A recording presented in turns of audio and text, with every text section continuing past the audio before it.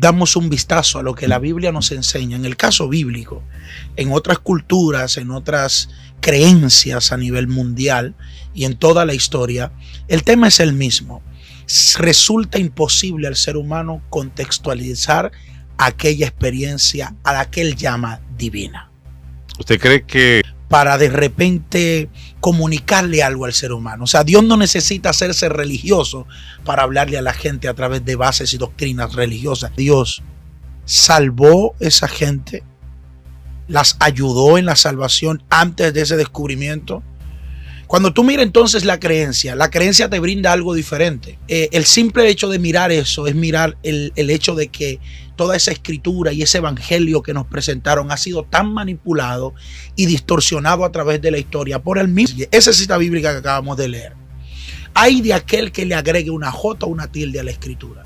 Pero cuando tú buscas el texto, por lo menos las copias que tenemos del siglo I, con relación a lo que representa Dios, tú te das cuenta de una gran verdad, y es que ni la jota ni la tilde existía cuando se escribieron esos textos.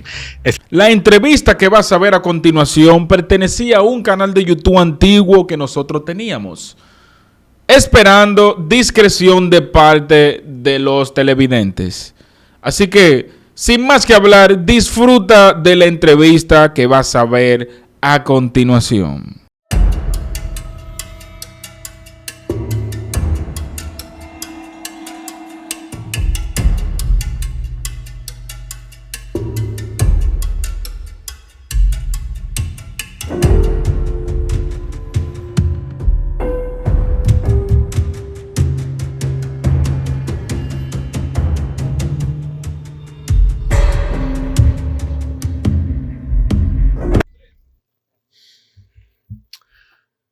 dicen que un texto fuera de contexto es un pretexto? Pero lamentablemente hoy en día tenemos más pretextos bíblicos que textos en contextos. Porque cuando tú lees la Biblia y tú lees un texto, tú lo lees a la luz de tu perspectiva, de tu conocimiento, y le das la interpretación de acuerdo a cómo tú eres. Claro, que se supone que el Espíritu Santo te guió a sacar esa conclusión, pero el Espíritu Santo también guió al otro hermano que no piensa igual que tú, que piensa contrario a ti, a sacar su conclusión. Al final, ¿cuál fue la conclusión del Espíritu Santo? ¿Podemos contextualizar las cosas como son o simplemente como nosotros lo hacemos? Para eso hoy traemos a un invitado especial. Traemos a un pastor que nos va a hablar acerca de cómo contextualizar sería. Así es. A Dios. Así es. Por favor, voy a hacer algo hoy que normalmente no hago, pero por la conversación que tuvimos detrás de cámara, lo voy a hacer hoy. Hágase una presentación. ¿Quién es usted y su iglesia? Bien, soy el pastor Andri Corporán y soy el líder principal del Centro Familiar para las Naciones, Iglesia Moria. Tenemos una comunidad de amor, de fe y de restauración, donde quizás nos alejamos un poco de lo tradicional y de ese entorno sociocultural que la tradición a veces nos brinda con relación a la iglesia, y presentamos una comunidad de amor, perdón y restauración. Interesante, interesante. Creo que esa debe ser la cosmovisión de una iglesia. Pero entremos en materia. ¿Cómo así de que nosotros no podemos contextualizar la deidad de Dios? Mira, es interesante con relación al tema. Tratar de construir una base teológica de lo que es imposiblemente de contextualizar de forma lingüística. Ni siquiera la Biblia se acerca. Todo lo que tenemos en la Biblia son intentos de especulación fracasados. Intentos de especulación fracasados. Y de repente, cuando nosotros damos un vistazo a lo que la Biblia nos enseña, en el caso bíblico, en otras culturas, en otras creencias a nivel mundial y en toda la historia, el tema es el mismo. Resulta imposible al ser humano contextualizar aquella experiencia a la que él llama divina. ¿Usted cree que Dios se ha manifestado a otras culturas que no está registrado en la Biblia? Mira, lo interesante de Dios es que de repente Dios no es perteneciente a algún círculo religioso. Dios no pertenece a una denominación, por llamarla así, o se adapta al dogmatismo del ser humano para de repente comunicarle algo al ser humano. O sea, Dios no necesita hacerse religioso para hablarle a la gente a través de bases y doctrinas religiosas. Y eso es en ninguna cultura y en ninguna nación, por el hecho de que quienes han creado la estructura para intentar interpretar a eso que llaman Dios somos nosotros. Por ese tema viene una pregunta que casi pocas gentes me saben responder adecuadamente, o por lo menos con una perspectiva más general. Una persona que no haya conocido el Evangelio de acuerdo a cómo está en la Biblia, haya vivido una vida como la haya vivido, piadosa o no piadosa, pero que nunca conoció el Evangelio como se presenta en la Biblia, ¿puede tener oportunidad de salvación? Claro que sí. El ser humano no se salva por una religión o una creencia. El ser humano no se salva por el dogma que alguien más implementó para vender una idea. De repente Jesús nunca lo hizo. O sea, tú miras la vida de Jesús en la Biblia, en el caso bíblico, y no está esa inclinación. Jesús sí participaba dentro de la cultura y la ideología judía de la época, iba a la sinagoga para el Shabbat, participaba de su cultura, participaba de algunas cosas que tenía que ver con las tradiciones dentro del folclore hebreo, pero no era como partidista en el sentido de ser incluido en todo el dogmatismo que había como tal. De hecho, lo confrontó. Y yo creo que una persona, más allá de conocer el dogma, lo que necesita es conocer a Dios. Los medios para conocerlo es lo que cambia en el panorama de creencia y de religión. Por ejemplo, si tú te vas a la historia y miras este lado del mundo, un mundo que se quedó inmerso en las épocas pasadas con relación a la historia, que en Europa había crecido, Medio Oriente había crecido, y para acá pues no fue hasta el descubrimiento de América que ese choque de civilización antigua y moderna se da, pero ellos tenían su ideología espiritual, ellos tenían su método de salvación, ellos tenían su idea de Dios. La pregunta sería, ¿sus métodos y su idea de Dios salvó esa gente? ¿Las ayudó en la salvación antes de ese descubrimiento? Cuando tú miras entonces la creencia te brinda algo diferente, porque mientras más lógica y razón tenga la creencia, más fuerte se vuelve en la vida de la gente. Pero al final, ¿Dios es todo eso que se especula de él? ¿O realmente a través de esa relación, sin importar los métodos que se desarrollaron, hay un contacto divino con esa persona? Muy interesante ese punto. Realmente hay muy pocas personas dentro del cristianismo, especialmente del protestantismo, que tienen ese modo de pensar. La mayoría piensa, o tú conociste a Jesús o te jodiste. O conoce el evangelio, y si alguien más predicar otro evangelio que no sea llamado anatema. Y hay de aquel que le agregue una J o una tilde a la palabra. Y cuando yo leo algo así, por ejemplo, en el lenguaje Reina Valera 1960, que es el que más se usa, me asusto, porque el simple hecho de mirar eso es mirar el hecho de que toda esa escritura y ese evangelio que nos presentaron ha sido tan manipulado y distorsionado a través de la historia por el mismo hecho de imposibilidad de contextualizar. ¿Por qué? Porque, por ejemplo, te voy a poner un dato sencillo. Esa cita bíblica que acabamos de leer. Hay de aquel que le agregue una J o una tilde a la escritura. Pero cuando tú buscas el texto, por lo menos las copias que tenemos del siglo I, con relación a lo que representa Dios, tú te das cuenta de una gran verdad, y es que ni la J ni la tilde existía cuando se escribieron esos textos. Exactamente. O sea, 1500 años después de la imprenta, esta revolución que se da, aparecen los signos de puntuación, luego le agregan a la J al alfabeto, entonces ahí eso se agrega al texto. Pero ese injerto literario que se le hace al texto es de hecho fideligno.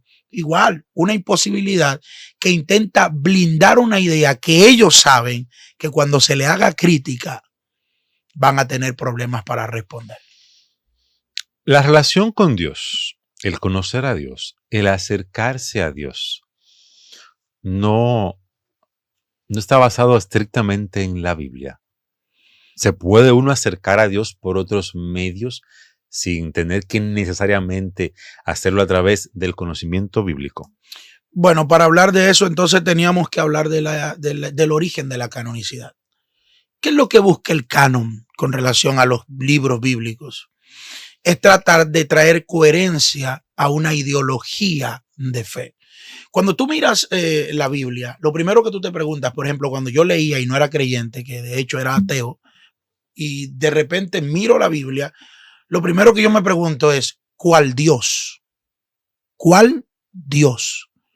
Porque el Dios bíblico aparenta ser algo en los primeros 5 libros que los hebreos le llaman Torá, que los teólogos le llaman Pentateuco, pero después de esa ideología tú ves cómo se da un cambio y parece que después del 300, cuando muere Alejandro Magno, se mete ese mover helenístico griego en todos los pueblos antiguos y comienzan entonces a filosofar con relación a lo que Dios representa. Entonces, cuando tú miras esa idea, ya no es un Dios tan antropomórfico como lo presentan los primeros 5 libros, que se molesta en un momento, que se aira o que manda a matar, y cuando para la matanza ya van 22,000 muertos. O sea, cuando tú miras después de ahí, ya es un Dios más filosófico. ¿Por qué?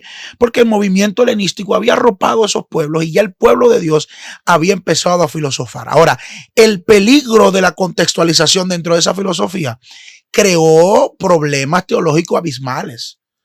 ¿Me entiendes? Y esos problemas que creó fue porque la figura pareciera que el Dios de los primeros 5 libros no es el Dios del resto del Antiguo Testamento. Es posible que no lo sea. Y ahí es donde se da el gran problema. Y el problema de que tenemos 72 nombres que intentan representar quién es Él. Sí. Pero cuando tú contextualizas un nombre, ¿qué es lo que hace el nombre contextualmente? El nombre describe la realidad, el diseño, la función, el propósito de algo. Entonces, cuando tú, por ejemplo, usas el nombre de Jehová Jireh, ¿qué estás haciendo? Limitando la infinitud de un Dios que sobrepasa toda la ignorancia del ser humano dentro del relato que se está dando, que es aparte un relato oral en el Antiguo Testamento, distorsionado por más de 800 años de repeticiones y de cosas que se dan en todo ese aspecto histórico, de tal manera que una forma muy sutil, yo creo que fue el intento más moderno de lingüística, cuando en el exilio en Babilonia comienzan a redactar el origen del pueblo, que ellos usan su tradición oral, obviamente la copian de otras tradiciones. Por ejemplo, en ese caso yo estaba en una ciudad que era una metrópolis, Babilonia, toman los conceptos babilónicos y yo uso una palabra que los monoteizan. ¿Qué hace? Buscan ese contexto plural de las deidades, de los dioses, ese concepto, y monoteizan esa idea. ¿Qué buscan hacer con monoteizar esa idea? Bueno, pues transmitir una ideología. Y como ellos tenían tradiciones que se habían distorsionado con el tiempo, entonces tú te encuentras la escuela elogista, la escuela yavista, que uno dice que lo creó el cielo y la tierra y punto, y otro dice que en 7 días lo creó. Presentan el concepto de un Dios cansado. Yo no me imagino a Dios cansado. Imagínate todo un Dios cansado.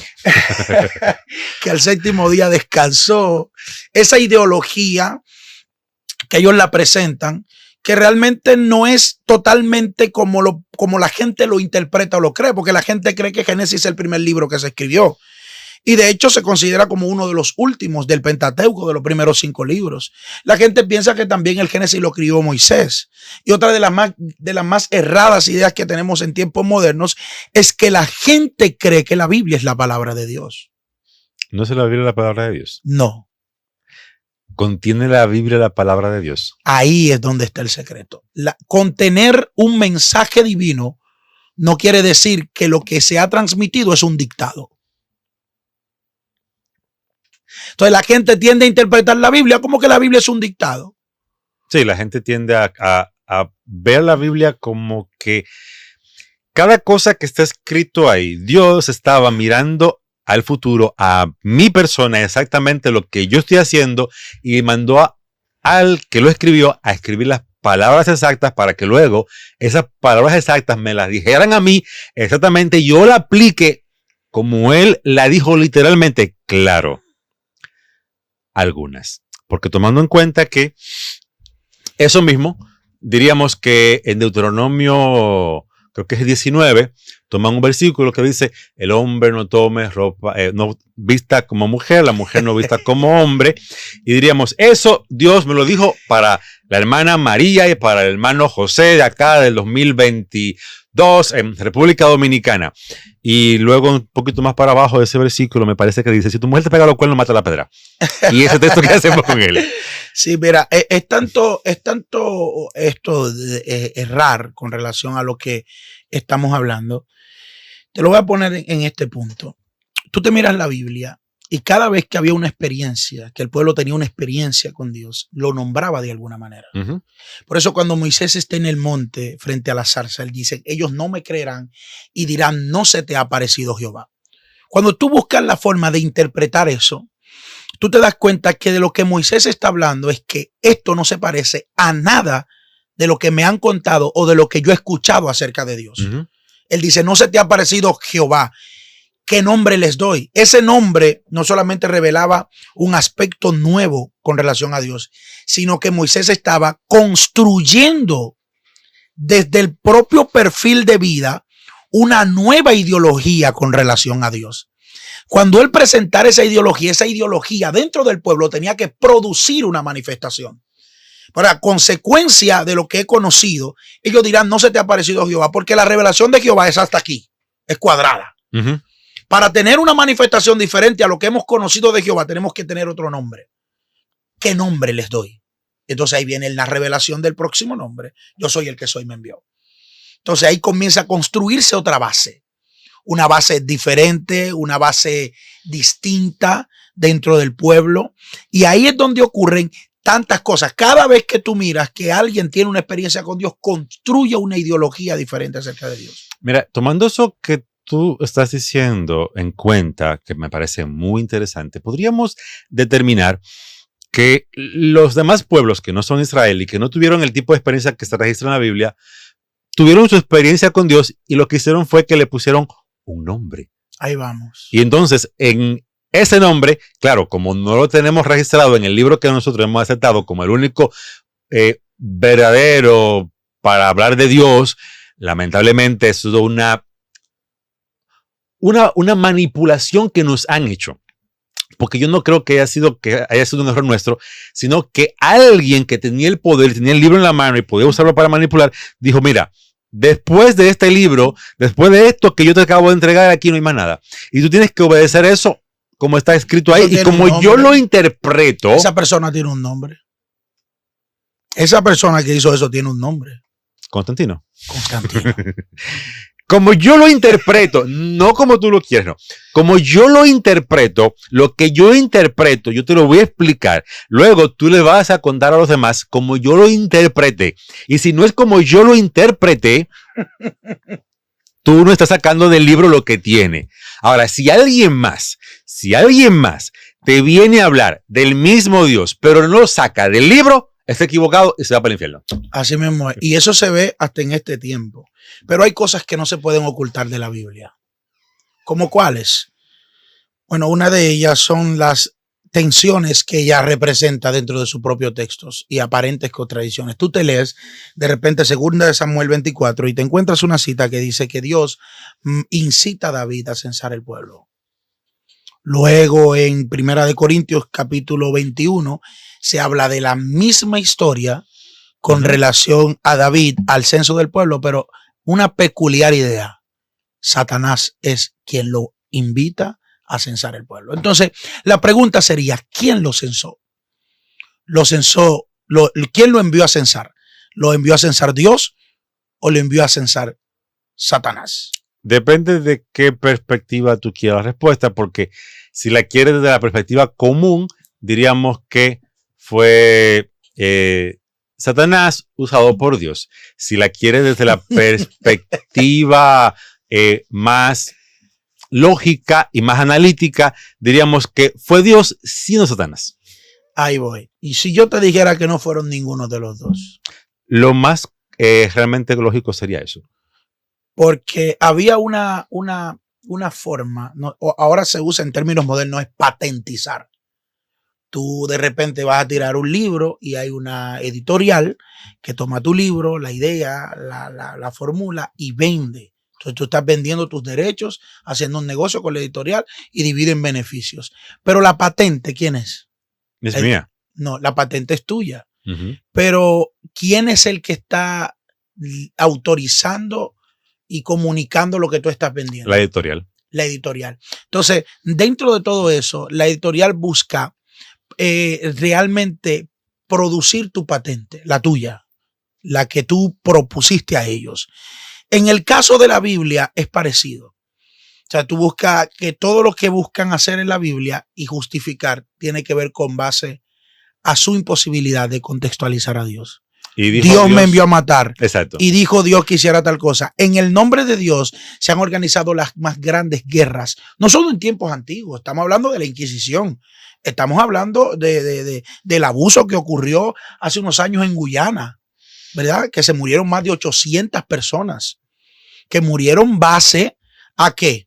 A que estaba ocurriendo de que alguien le dijo que había que suicidarse porque Dios le dijo que antes de su venida tenían que suicidarse y incluyendo 300 y pico de niños se suicidaron todas esas personas. Hay algo que hoy en día el cristianismo no desconoce. Uh-huh. Y es que hablamos de la Inquisición. Y la Inquisición, eso fue hace 200 años.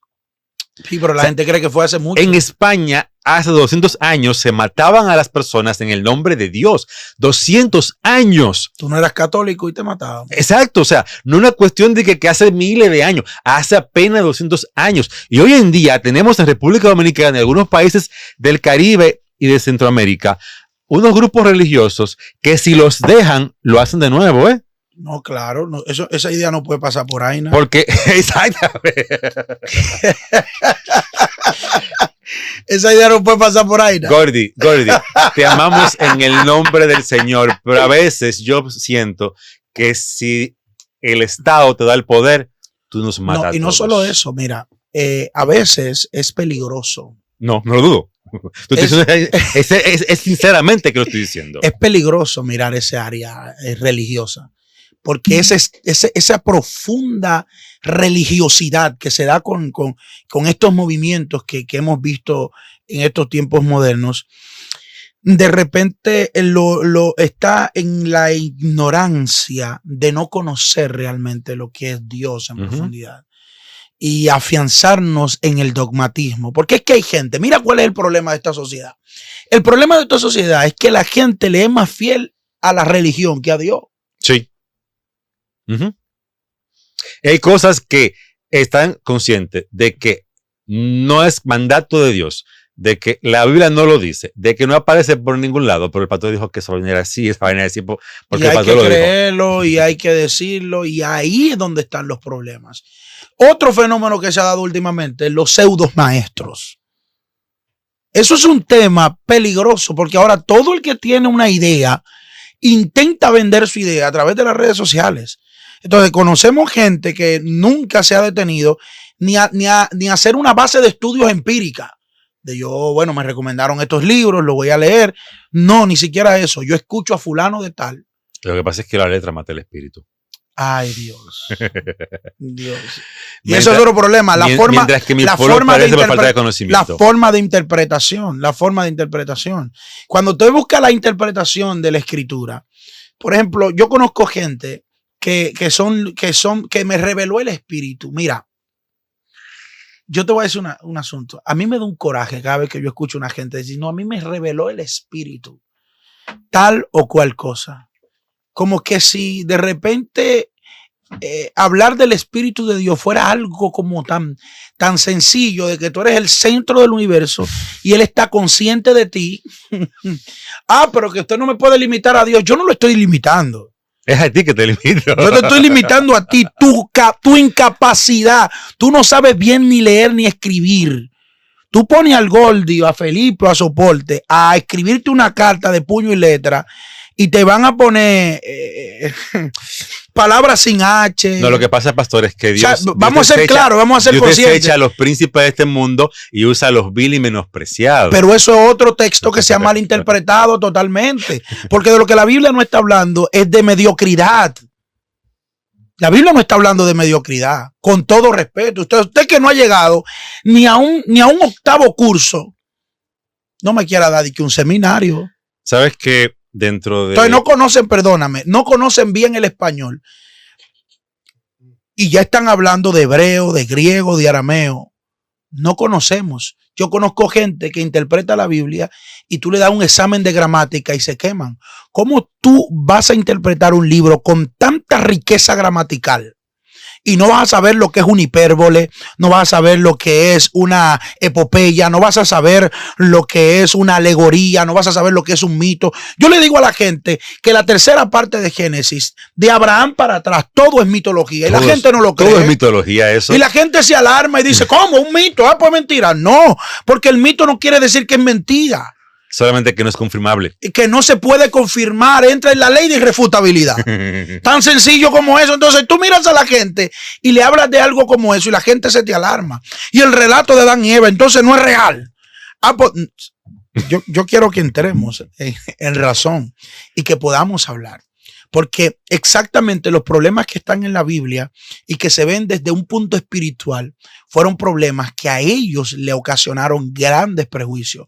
Yo te voy a decir algo que yo quizás no tengamos el tiempo para desarrollar ese tema, pero te voy a decir algo.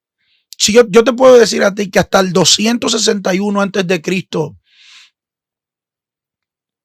no conocía el pueblo de Dios a Satanás. Y yo te pruebo eso con la Biblia, que Satanás no tuvo en Génesis, que Satanás no tuvo, que el libro de Job no es una historia, por eso está en los libros poéticos. Eso no es una historia. Eso es más ficción que otra cosa. Eso no puede ser, o sea, si esto es una historia. No es una historia, no lo es, por eso está en los libros poéticos. Hollywood, no, DC Comics y Marvel también son historias. Sí, entonces, es lo que te estoy diciendo. Cuando tú miras entonces ese contexto, tú miras que la gente me dice, no, porque Satanás era el ángel más bonito, estaba en el cielo. No estaba en el cielo. Nunca estuvo en el cielo. Nunca hubo una rebelión. Dentro del contexto judío, Satanás no es un ser, sino antropomórfico como nos lo han vendido esta cultura moderna. Nosotros hemos comprado una mezcla de diferentes dioses o seres de mitologías de otros pueblos. Se le hemos agregado el nombre judío a Satanás y hemos creado un ser, por ejemplo, omnipresente, omnipotente, una cosa impresionante que está al tanto de la vida de cada mínima persona y que si tú te chocaste en tu casa con el rabillo de la puerta en el dedo pequeño, eso fue Satanás que estuvo ahí. O sea, ¿cómo es posible que hemos creado a alguien así, que al punto de ser tan poderoso, que se ha convertido en el enemigo número uno de Dios? No, es impresionante que Dios tiene un rival. Tan poderoso como Satanás, ¿eh? Y entonces, cuando leemos el relato que está, por ejemplo, en Ezequiel 28 o Isaías 14, ¿cómo caíste del cielo, lucero, hijo de la mañana? La gente interpreta literalmente, que Satanás estaba en el cielo. Lo que es totalmente contrario a lo que está diciendo el texto. El texto está hablando de endechar. Un proverbio contra el rey de Tiro y en el otro contra el príncipe de Ciro. Sí. Y la gente no entiende eso. La gente, aunque lee eso, dice, no, pero mira cómo es esto. Parece que aquí dejaron de hablar y empezaron a hablar de quien estaba operando detrás de ellos, porque detrás de él estaba operando el mismo diablo. Y por eso es que el profeta, teniendo el discernimiento del espíritu, comienza a hablar del diablo. Y yo digo, pero Dios mío, ¿dónde quedó el sentido común a la hora de interpretar algo tan delicado como eso? Yo le voy a hacer una pregunta, pastor. Dígame. ¿No ha tenido usted problema por tener ese tipo de exposición y concepto tan diferente de lo común que se tiene hoy en día dentro del cristianismo? La Biblia dice, claro, conocerás la verdad y la verdad te va a libertar. Yo gozo de un ministerio que ha crecido en la base de una ideología como esta, de hablarle a la gente las verdades que fueron plasmadas dentro de la Escritura. Yo no estoy inventando estas cosas. Yo estoy interpretando lo que la Biblia dice. Y el problema de interpretar es que a veces nosotros nos prejuiciamos por lo que escuchamos de alguien más. Y construimos ideologías en base a las cosas que la gente a nuestro alrededor nos enseñó por mucho tiempo. Después que aquí se dio el hecho en el 65, el hecho de la libertad de culto, y ya permitieron que no solo la Iglesia Católica sea la que ejerza un culto oficial a Dios, sino que ya todo el mundo puede hacer culto legalmente. No era que aquí no había gagá, no era que aquí no había fiesta de palo, eso siempre ha estado en el folclore, pero legalmente en la Constitución, la libertad de culto. Cuando eso llega, empiezan a darte estos movimientos y cogen auge. A nosotros nos dieron un evangelio que vino de esos evangelizadores que vinieron de Puerto Rico, Estados Unidos, y llenaron eso aquí. De hecho, todas esas mañas, esa gritería, eso es boricua, lo que nosotros tenemos, que lo hemos dominicanizado a un nivel de... que nosotros lo dominicanizamos todo. Así que llevemos esos niveles, ya eso son cosas diferentes. ¿Tú estás entendiendo? Pero cuando tú miras la realidad dentro de todo esto, te das cuenta que lo que está ocurriendo es exactamente el centro de lo que hemos venido hablando hasta el día de hoy. Entonces la gente tiende a tildar cuando escucha una propuesta como esta. Usted está interpretando a su manera la Escritura. No, yo estoy interpretando lo que dice la Escritura. Porque una cosa es yo interpretar. Yo tengo, por ejemplo, una escuela que se llama Pardes. Y en la escuela, cuando alguien se me acerca y me dice, ¿usted enseña teología? Yo le digo, no. Lo primero que te enseño es gramática. Lo segundo que te doy es una introducción a la crítica textual. Porque si nosotros no podemos conocer la gramática del texto y no podemos hacer una crítica textual a lo que estamos leyendo, no vamos a conocer el contenido. Uh-huh. Tan sencillo como eso. Vamos a creer que todo lo que está ahí es literal y se tiene que interpretar así. Entonces, yo no te enseño teología, yo te enseño a hacer teología, que es diferente. Porque enseñarte teología es yo enseñarte mis conceptos, lo que está ocurriendo ahora con el fenómeno de la mística hebrea y de la cábala y de todo este movimiento que se ha impregnado en estos últimos 5 años dentro de aquí en República Dominicana, y ha cogido tanto auge y la gente ya está quitando algunos criterios cristianos y se está adaptando a esa ideología, a esos movimientos. Y a mí a veces me preguntan, pero mira, ¿y por qué si tú conoces tanto de la cultura y tú no practicas más? Digo, porque yo lo que soy es dominicano. Y hay cosas dentro de la Biblia que son para el pueblo hebreo. Totalmente. Entonces tú miras, por ejemplo, te voy a poner un ejemplo. El pueblo hebreo no consume el cerdo. ¿Verdad que no? Uh-huh. No lo consume. No lo consume. Entonces, ¿qué buscaba un atado de cerdos dentro del contexto bíblico cuando echan fuera los demonios del ganadero? ¿De quién eran esos cerdos? ¿No era dentro del pueblo y la cultura que estaban? ¿Quiénes se lo comían? ¿Se lo comía alguien? No, simplemente ellos estaban haciendo comercio. No lo consumen por mandato divino, pero lo venden. Y ahí es lo que nosotros tenemos que hacer énfasis. En que hay una realidad dentro del texto de cosas que fueron prohibidas al pueblo, a su cultura. ¿Por qué?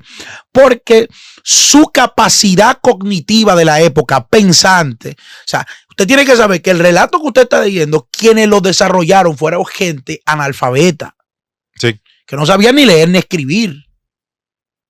Y tenemos que entender que dentro de esos relatos hay limitaciones, porque cuando tú miras la cosmología antigua, por ejemplo, para hablar del pueblo hebreo, tú estás viendo que ellos decían, y Dios abrirá las compuertas de los cielos, porque para ellos en el cielo había una compuerta que cuando se abriera, algo del cielo iba a bajar en ese momento. Entonces ellos buscaban la forma con su lenguaje limitado de describir las cosas que estaban viviendo. Y eso lo hizo el pueblo. Y yo te voy a decir algo ahorita que abordamos, y que tú me preguntaste con relación a esto. Tú me preguntaste. Y era muy importante. Nosotros abordábamos el tema de que cómo el pueblo había adaptado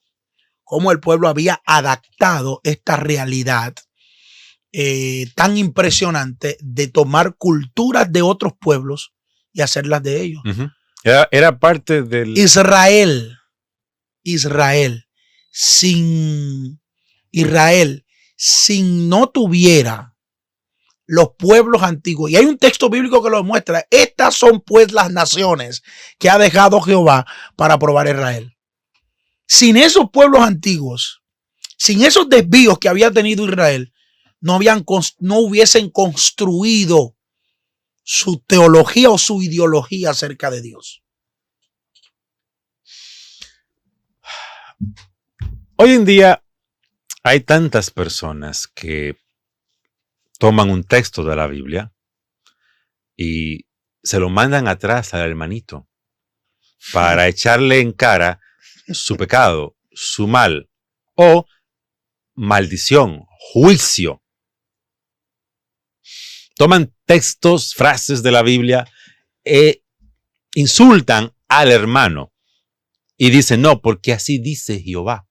Hay otros que tienen un sueño, se imaginan algo le pasa por la cabeza, el hambre, la falta de dormir, el de estar durmiendo quizás 5, 6 días, 10 días en el suelo sin comer nada, hace que ilusionen cosas y luego dicen, el Señor me dijo, el Señor me contó, el Señor me habló.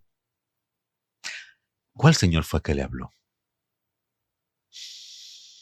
Hoy en día tenemos tantas personas que hablan en nombre de Dios que yo no sé realmente a cuál de ellos es que Dios le habla. Lo que sí sé es que en algún momento Dios habló a través de su palabra y su palabra está registrada en la Biblia. Pero lo más importante es esto. Mi pueblo pereció por falta de conocimiento. Hay que estudiar, señores, hay que prepararse. Y agradecemos al pastor que hoy nos ha venido a hablar unas pinceladitas, unas cositas acerca de eso. Y nos ha mostrado que a veces es más necesario prepararse que decir, Dios me dijo. ¿Saben por qué? Porque no es verdad que Dios le habla hablando a tantas personas. Concluyo esto que estoy diciendo con esta frase muy mala, muy fea, pero muy real. La iglesia pentecostal hoy en día se ha convertido en una recepción de personas con problemas mentales que hablan en nombre de Dios cuando solamente es su imaginación y su problema. Sé que me van a dar duro por esto, pero es que hay demasiada gente por ahí haciendo eso, arruinando la vida de otros. Pastor, gracias por haber estado con nosotros. Contento de verdad de estar aquí en este espacio, gracias a ti. Para mí fue una gran bendición. Espero que en otro momento podamos seguir compartiendo. Realmente ha sido muy interesante, una cosmovisión muy particular y que no es compartida por muchos, pero me imagino que la gran mayoría de las personas que asisten a su iglesia, por lo menos leen. Sí, leen y creemos totalmente en el poder de Dios y la manifestación. Yo lo que creo es que la fe no es ignorancia. No. Señores, recuerden que si quieren un contenido un poquito más picante, más activo, más chévere, tenemos a Dejen el Relajo. Síganos en Dejen el Relajo y por ahí tiene un contenido un poquito más picante. Recuerden que también, si quiere publicitarse con nosotros, puede escribirnos el número que está en pantalla y que pueden opinar sobre todo esto que acabamos de hablar. Yo sé que para muchos es herejía, nos gustaría saber si es verdad o no. ¿Qué usted piensa de esto? Nada. Gracias por haber estado con nosotros. Buenas noches. Bendiciones.